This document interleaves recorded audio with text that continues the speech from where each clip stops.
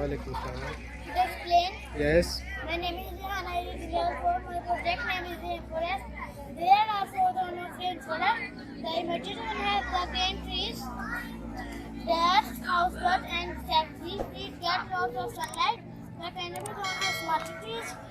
They still get some sunlight and they house lots of mammals and fowls as well as birds and insects.